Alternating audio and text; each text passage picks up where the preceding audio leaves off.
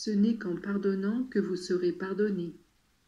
Mes enfants bien-aimés, que la paix et la grâce soient en vos cœurs, que soient exaucés vos bons désirs et que vous ayez la force de détester vos misères et de vous reconnaître incapable d'accomplir les œuvres agréables au Père, en dehors de mon aide.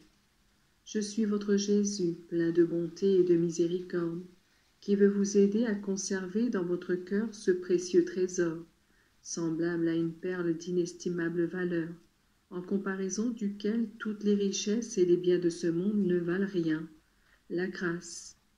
C'est pourquoi je vous ai averti en vous disant « Veillez, priez », car vous ne savez ni l'heure, ni le jour, quelle heure, quel jour. Vous ne connaissez pas l'heure à laquelle le malin s'approchera de vous. Vous ne savez pas en quel jour il déclenchera contre vous sa terrible bataille pour vous dérober ce que vous avez de plus précieux. Le démon est le prince de ce monde, et nombreux sont ceux qui lui ouvrent la porte de leur maison, c'est-à-dire de leur âme, pour l'héberger.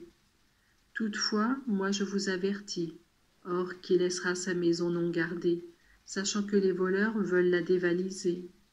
Ne serez-vous pas vigilant comme le maître de maison, veillant avec attention sur vous-même pour ne pas succomber aux artifices du diable? Faites attention, mes enfants.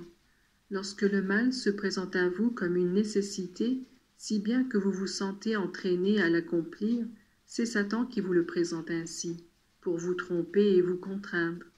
Et quand le bien devient pour vous difficile, que vous éprouvez le dégoût de la prière, et que le sacrifice vous paraît intolérable, c'est encore Satan qui combat, et qui, ne pouvant encore vous inciter au mal, commence à affaiblir votre esprit, en l'éloignant du bien.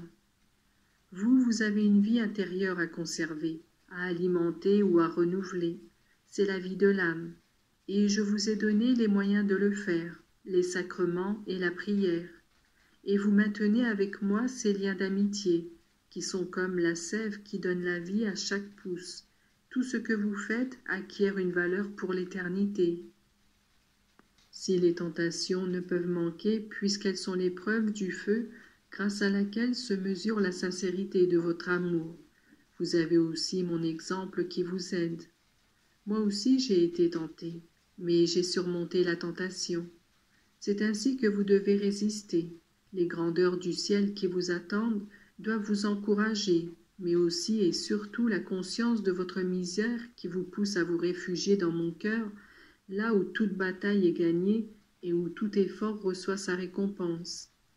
Il y a des tentations qui se présentent de manière sournoise, se cachant même derrière un sentiment mal compris de justice, comme celles qui concernent par exemple le pardon des offenses.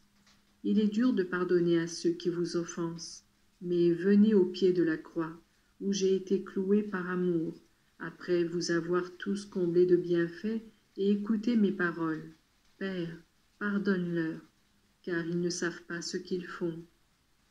Cela ne vous paraît-il pas un exemple à imiter?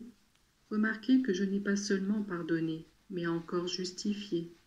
Combien différents sont certains chrétiens qui trouvent toujours des prétextes pour garder des rancunes et des motifs d'accusation envers ceux qui les entourent. Et comment pourrais-je user de ma miséricorde envers ceux qui sont si sévères avec leurs frères? Avez-vous quelque chose qui vous ronge le cœur? Extirpez-le. Unique est la loi, et c'est une loi d'amour. Soyez sincères, mais soyez bienveillants. Dites ce que vous pensez, mais ensuite laissez tomber ces aspérités qui ne contribuent pas à la paix familiale et sociale. Dieu est amour et ne peut demeurer en ceux qui ne pardonnent pas et font un drame de toute vétille. Sachez voir non seulement les défauts des autres, mais aussi leurs vertus. Bien plus, si cela vous est possible, couvrez les défauts d'autrui du manteau de la charité. Ce sera tout à votre avantage.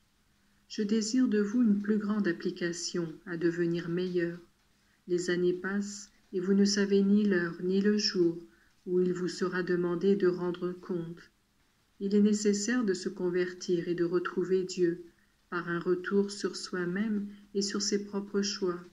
Dès maintenant, mettez donc la main à la charrue et commencez avec patience et constance à corriger vos défauts.